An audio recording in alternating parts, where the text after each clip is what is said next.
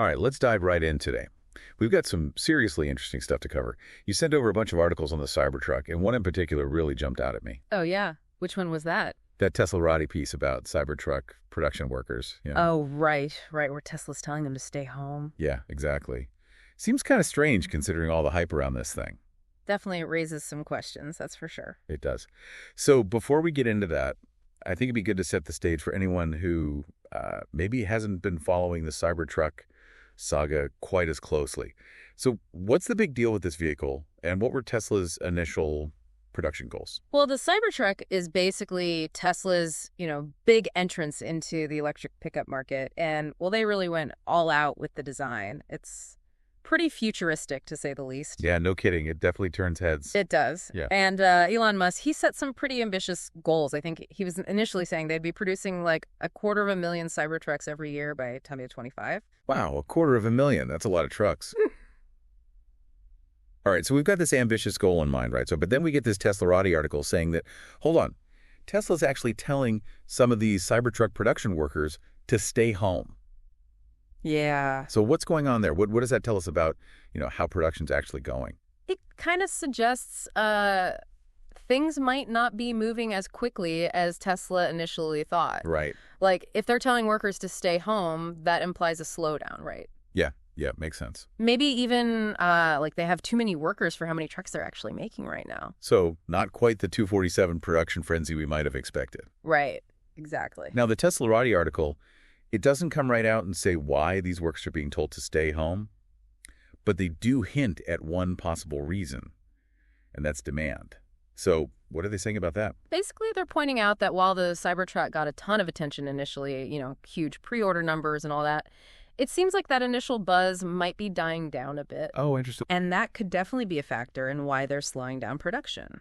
So fewer people clamoring to buy the truck means maybe less pressure to turn them out as fast as possible. That's one way to look at it. Makes sense. Maybe Tesla's, trying to adjust production to match the actual demand instead of building a ton of trucks they can't sell. Right. I mean, that's smart from a business perspective.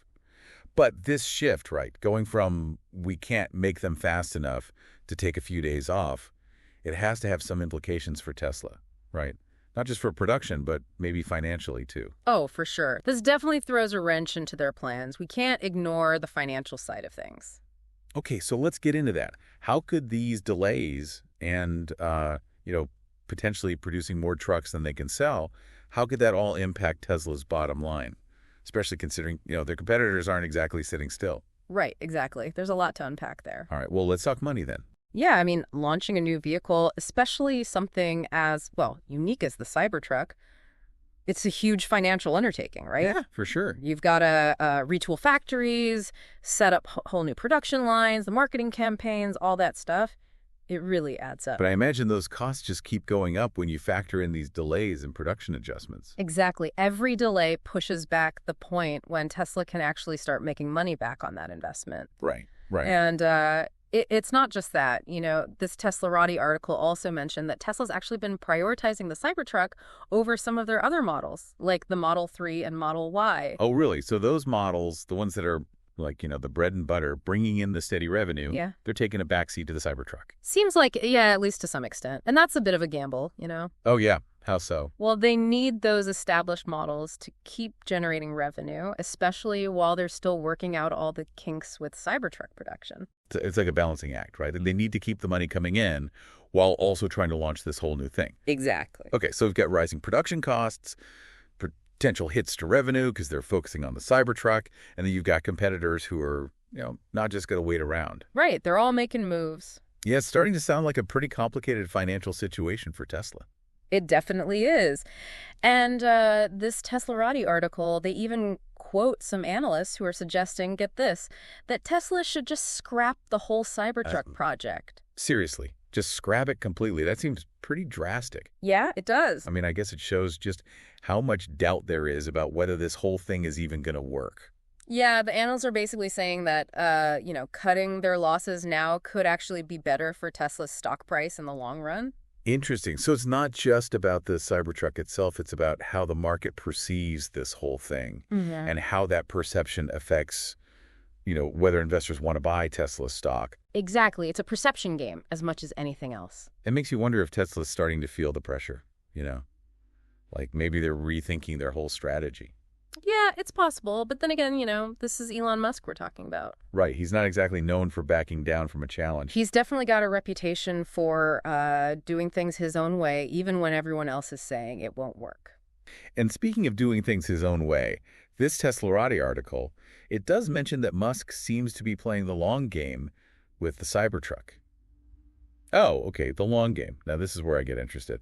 So what's the long-term outlook for the Cybertruck, according to this article? Well, Musk himself has said that it could take like 12 to 18 months before the Cybertruck really starts to contribute to Tesla's, bottom line. Wow, 12 to 18 months. That's a pretty long time to, tread water, especially with all these financial challenges. It is. So what's the thinking behind that timeline? Well, from what the article says, it seems like Musk is banking on a few key things. First, he believes that once they get production running smoothly, iron out all the kinks, the Cybertruck will be a huge moneymaker. Okay, makes sense. They're aiming for high production numbers, and of course, the Cybertruck is priced higher than their other models. So high volume, high price, that's the recipe for big profits, right? In theory, yeah. But it's definitely a gamble. I mean, it all depends on whether Tesla can actually solve those production problems, keep demand up, and, deal with the competition, which is getting fiercer all the time. Right. So it's like they're walking a tightrope, and there are a lot of ways they could fall off. That's a good way to put it.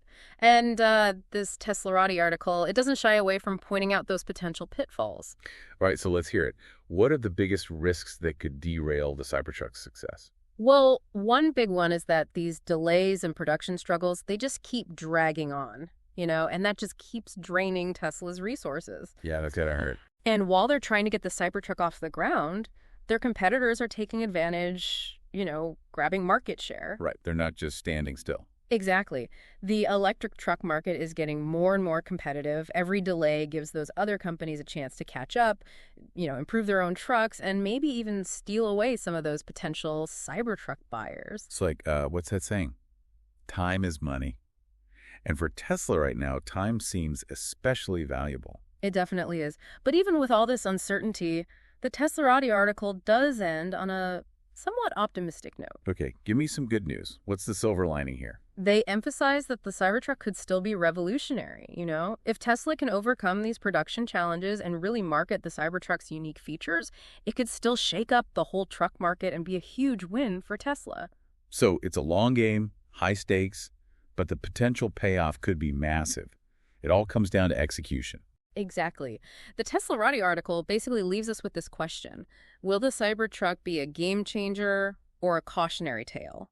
And the answer, well, only time will tell, and Tesla's decisions will play a big part in that. That's a great point to end on. We've covered a lot today, really dug into this Teslarati article and what it tells us about the Cybertruck's production slowdown.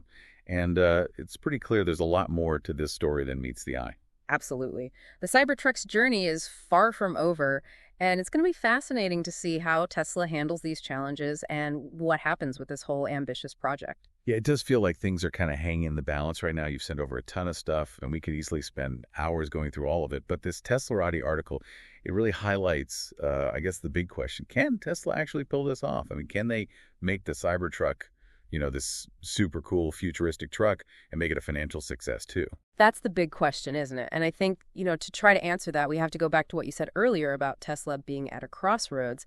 They could just keep pushing full steam ahead, trying to hit that 250,000 production target no matter what, or they could maybe adjust their strategy a bit based on what's happening now. So option A, full speed ahead no matter what. And option B, maybe pump the brakes a little, reassess things. Exactly. Option A, well, it's definitely risky, but it is kind of how Elon Musk usually operates. It would mean pouring a lot of resources into fixing those production problems, even if it costs them money in the short term. The gamble is that once they hit those high production numbers, the profits will follow. But if demand doesn't pick up, they could end up with like a warehouse full of Cybertrucks they can't sell. Yeah. So option B, the more cautious approach, what would that look like? Option B, I think, would involve maybe scaling back those production goals a little bit to be more in line with, the actual demand. They could focus on making the production process better, improving the quality of the trucks, and maybe even, looking for some partners to help them with those technical challenges. That partnership idea is interesting. This Teslarati article didn't really mention that, but you brought it up before. Do you think bringing in some outside expertise could help them get the Cybertruck on track faster? It's possible. Tesla has worked with other companies before when it made sense, strategically, like partnering with a company that specializes in, working with that super hard steel the Cybertruck is made of, that could help them solve some of those manufacturing problems they've been having. Makes you wonder why they haven't already done that, right? But maybe that's part of this whole reassessment. Maybe they're realizing they can't do it all themselves. Yeah, maybe so. And I guess it's not just about the production side, right? Maybe they need to rethink how they're marketing the Cybertruck, too. Yeah. Oh, definitely. If demand really is slowing down, they need to figure out how to get people excited about it again. Remind people why they were so interested in the first place, right? Exactly. Show off what makes the Cybertruck special, highlight the sustainability aspect, maybe even offer some kind of incentives to get people to buy it. It's a tough spot to be in, but I got to say, I'm kind of hooked on this whole thing now. It's like a real-life business thriller, high stakes. You never know what's going to happen next. Yeah, I get that. And the outcome, it's not just important for Tesla. It could really affect the whole electric vehicle market. If the Cybertruck does well, it could open the door for a lot more electric trucks. But if it fails, well, that could set the whole industry back. Yeah, it's kind of a make or break moment, it seems like. And for our listener who's obviously been following all this really closely, I think the big takeaway is that Tesla's at a real crossroads. They have this amazing, innovative vehicle, but they're facing some really big challenges. Definitely. And the decisions they make in the next, few months, they're going to have ripple effects, not just for the Cybertruck, but for, like you said, the whole EV market. We've talked about the production problems, the potential issues with demand, even the possibility of them just scrapping the whole project. Mm-hmm. But there's also that hope, that possibility that the Cybertruck could really, revolutionize the truck market. It's a classic story, right? Ambition, innovation, and the struggle to bring something totally new into the world. And we'll be right here, keeping you updated as this whole thing unfolds. Absolutely. It's going to be fascinating to see what happens next. It really makes you realize that even with technology, with business, there's still this human element to it all. There are people making these decisions, taking risks, trying to create something new, and hopefully something that makes a difference. And ultimately, whether the Cybertruck succeeds or not, it'll come down to, their ability to adapt, to learn from their mistakes, and to keep going even when things get tough. This Teslarati article, it's given us a lot to think about. And it's clear that the Cybertruck story, well, it's not over yet. Thanks for diving into this with me. It's been my pleasure. And to our listener, keep your eyes peeled for what happens next. I have a feeling this story is going to have a few more twists and turns. I think you're right about that. All right, that's going to do it for us today. Thanks for listening. Thanks for listening.